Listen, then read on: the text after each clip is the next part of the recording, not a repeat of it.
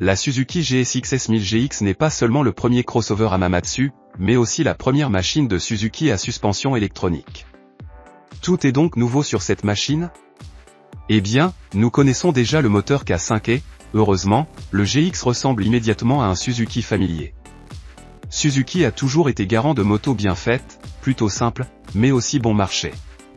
Il suffit de penser aux grands bandits, qui pendant des années ont permis à Suzuki de prendre la première place en termes de part de marché en Allemagne jusqu'au début des années 2000. C'est donc un tout nouveau crossover, qui, comme Kai Out of the Box, a été présenté lors du dernier EICMA et est disponible chez les concessionnaires depuis le début de l'année au prix de 17 400 €. À ce prix-là, l'un ou l'autre fan de Suzy avalera certainement, mais attendez les gars, c'est une machine que vous n'oublierez pas de sitôt après un essai routier. Le GX est disponible en bleu, noir et vert foncé. Techniquement, il est entièrement équipé, à l'exception du radar, avec une suspension semi-active, des capteurs d'angle d'inclinaison, une solution de navigation, des modes de conduite, etc.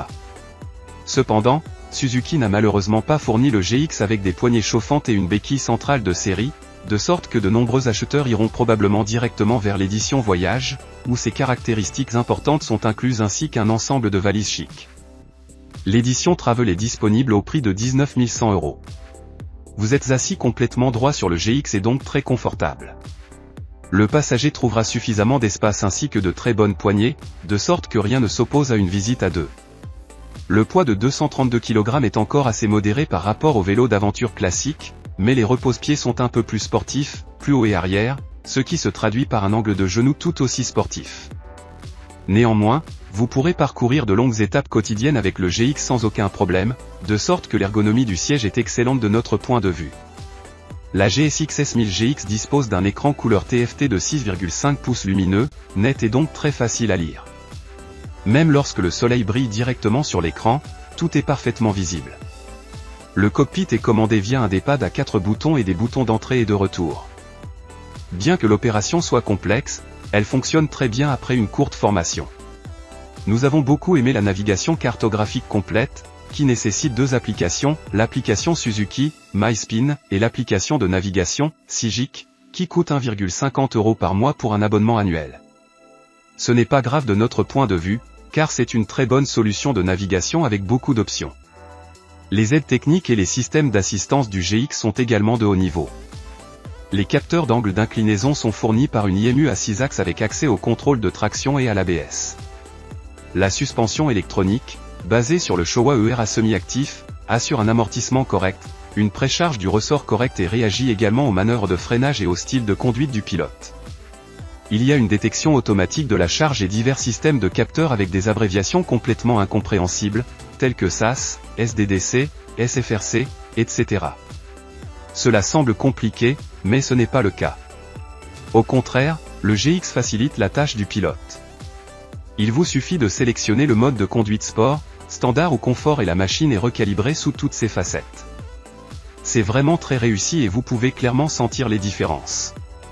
Bien sûr, vous pouvez également régler manuellement la cartographie de la puissance, la traction, etc., mais nous ne l'avons pas fait car la commande ABS fonctionnait parfaitement.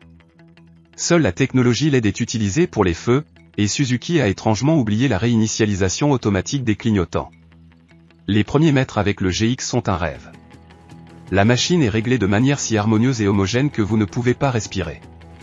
L'interaction entre la suspension, le kickshifter, le moteur et les freins est tout simplement formidable. Je ne sais même pas par où commencer.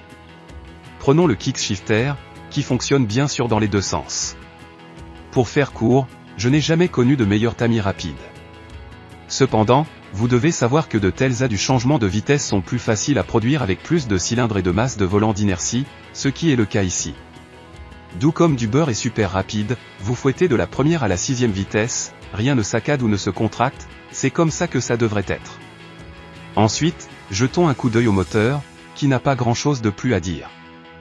Depuis de nombreuses années, la K5 ravit les motards du monde entier. Avec ses 152 chevaux et ses 106 Nm, le 4 cylindres en ligne pousse dans toutes les situations, est super élastique et donne l'impression d'être un 6 cylindres dans une BMW série 3. Vous pouvez descendre à 30 km/h en 6e vitesse puis accélérer, cela ne démange pas du tout le moteur. Et puis cette puissance à l'accélération. Volker fait passer la Suzuki de 0 à 100 km/h en 3,2 secondes sans avoir à passer en 2e vitesse. Heureusement, le GX dispose d'un contrôle du cabrage, sinon vous rouleriez probablement sur la roue arrière tout le temps. Vous êtes ralenti par un étrier fixe Brembo à 4 pistons boulonnés radialement sur 320 double disques et avec une pompe de frein de Nissin. D'accord, ce ne sont pas des Stilma, mais le GX freine très bien. Le frein arrière est discret, tout comme l'ABS en virage. Typique de Suzuki, tout fonctionne de manière gérable et prévisible. La machine est dotée d'un bras oscillant bilatéral en aluminium et les jantes en fonte à 6 branches sont également en métal léger. Les pneus utilisés sont les très bons Dunlop Sport Max Road Sport 2. Il n'est pas étonnant que la machine roule moelleuse avec une roue avant de 17 pouces, un empattement de 1,47 m et une fourche plutôt raide. Contrairement à son modèle frère, la GT, tout ici est davantage conçu pour les virages et le sport, la GT préfère rouler dans les longs virages et sur les autoroutes. Bien sûr, le GX peut aussi le faire, mais nous avons dû constater lors de notre essai routier que la machine est limitée à 223 km/h selon le compteur de vitesse. La vraie surprise pour nous à propos du GX, cependant, était clairement la suspension exceptionnelle. Nous n'avons pas vu une performance globale aussi harmonieuse depuis longtemps, apparemment Suzuki a fait un excellent travail avec le réglage de la suspension semi-active. Ce crossover peut en fait faire les deux, voyager et faire la course. D'ailleurs, si vous y allez doucement, vous ne devriez pas être surpris d'une consommation d'environ 6,5 litres au 100 km. Cela signifie que malgré des réservoirs de 19 litres, l'autonomie n'est que de 300 km avec un seul réservoir de carburant. Eh bien, le GX n'est pas un enduro de voyage, c'est toujours un vélo crossover. La garantie sur le GX est de 4 ans. Parmi les concurrentes, citons la BMW S1000 XR, la Kawasaki Versys 1000 SE et la Yamaha Tracé 9 GT+. La BMW est nettement plus chère, Yamaha et Kawa sont à peu près au même niveau de prix que la Suzuki. Nous avons rarement été aussi impressionnés par une moto lors des essais que nous l'avons été avec la Suzuki GSX S1000 GX. Il a une puissance infinie, est techniquement entièrement équipé et roule plus harmonieusement que presque tous les autres vélos. Surtout, il n'ennuie pas le conducteur avec tous les systèmes d'aide à la conduite intégrés, le conducteur en profite simplement sans avoir à les ajuster grandement. Du grand cinéma pour beaucoup d'argent, mais chaque euro est bien investi.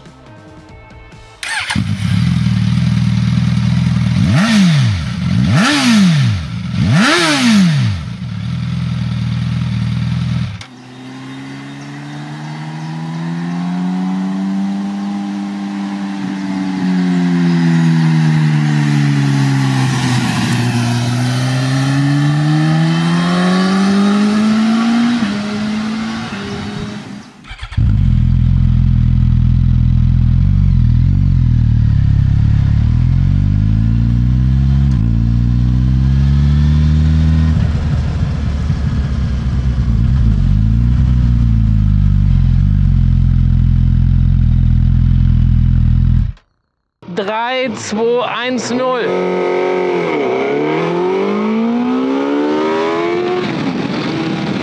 Häuserhusser, der Hund geht.